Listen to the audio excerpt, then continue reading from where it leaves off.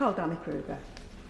Thank you very much indeed, Madam Deputy Speaker. It's a pleasure to follow the honourable gentleman. It's been a while since I've heard the tremendous words Stoke-on-Trent, Kidsgrove and Talk, which used to be bellowed out by our friend, his predecessor, Jonathan Gullis, a great children's schools minister, briefly, in the previous government. And so I pay tribute to him and his memory, much lamented. Also to pay tribute to David Johnston, another former member who was children's minister in the last government and responsible for much of the really important reforms that my colleague mentioned earlier. And I do think this is a cross-party agenda. I welcome the debate and recognise much of what the Minister said earlier about the importance of early years and the sorts of interventions that the government is talking about. And I welcome the impending child poverty strategy as an important step forward potentially for us. I just want to make a very simple and straightforward point, Madam Deputy Speaker, in this debate, which is I've heard a lot so far this afternoon about the importance of investment and the importance of support for the different professionals that support children and families.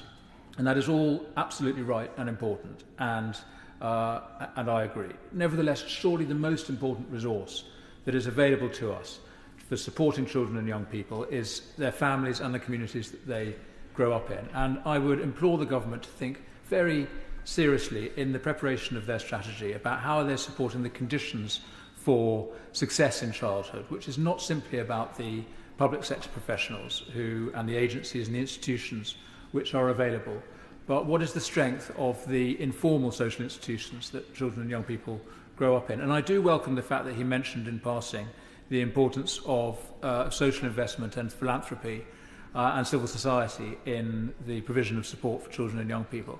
And I particularly welcome, and I boast here, Madam Deputy Speaker, I claim some credit for the announcement that the Chancellor made on Monday, because she happened to be at a charity called All Child in Wigan, which I do claim the credit for having founded. It wasn't on the press release, I know, but that began life as the West London Zone for Children and Young People, which I started back in the early 2010s, having visited with the Secretary of State Michael Gove the Harlem Children's Zone in New York, which is this tremendously successful project aiming at much of the agenda that we're all discussing this afternoon, early identification of children at risk, and the provision of intensive support for them and their families on a community basis, a place-based model for support for children and families in disadvantage. And we set that project up with the help of significant philanthropy from Paul Marshall, a noted philanthropist and founder of the ARC school chain, who said, let's do it here. And we did it on a slightly different model from Harlem, which is quite sort of monolithic. I mean, it's a single entity that provides all services for children and young people. The model that we introduced in West London and is now being expanded across the country under the banner of All Child. And I pay tribute particularly to the team there, Louisa Mitchell, who I got in very early to actually deliver this thing, because I wouldn't have been very good at actually running it, but Louisa's been a genius, still running it now. And what she did was to bring together, recognise, and this is the point I'm trying to make, that there are in our communities an enormous array of really amazing resources in the form of local projects, large and small, formal and informal, that can help with the great task of bringing up a child, as a village should. And so the mission is to identify in schools, with the help of teachers, but crucially using the data that's available on attainment and attendance, children who are likely to struggle later on.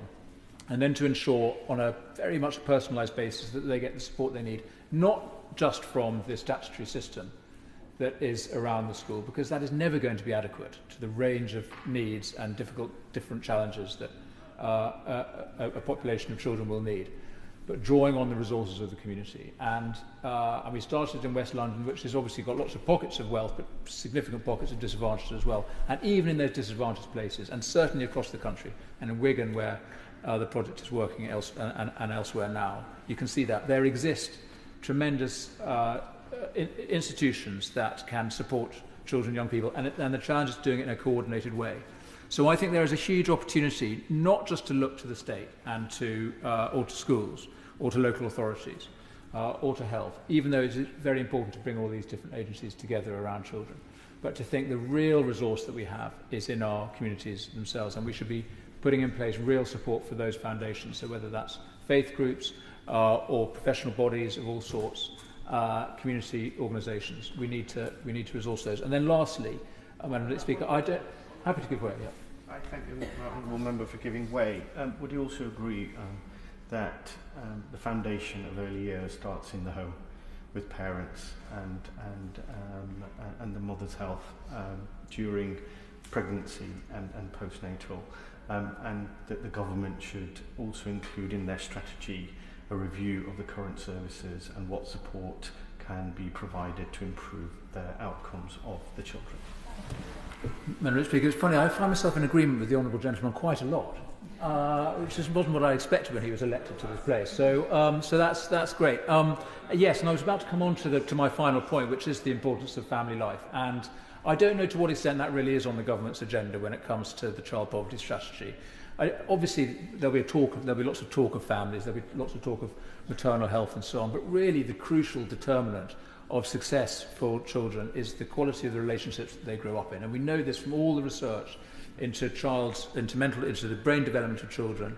Literally we're human beings as unique among mammals in that we emerge very, very unformed. Our brains are really, really blank as we emerge from the womb, and the strength and the health of our brains and the strength of our futures are laid down in those very early years by the quality of the relationships that we grow up in and that we experience. And I know the government recognises this because of their emphasis on early years, but really the quality of the relationship in the home matters so much. And so I really hope the government will be brave enough to recognise the value of stability in the home, the value of two-parent families as a source of real strength, a protective factor, a predictor of success for children and young people. And of course we should do all we can to support single-parent families. They are crucially necessary and do an amazing work, and all our support should be for them. But if we want to really tackle child poverty, we need to do more to support family formation, family stability. And that does mean recognising the household as a unit. I think we are way too individualistic in our approach to public policy in this country. We need to think about family health, family strength, and that does mean supporting couples.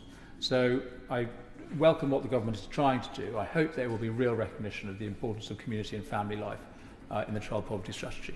Thank you. Yeah. I call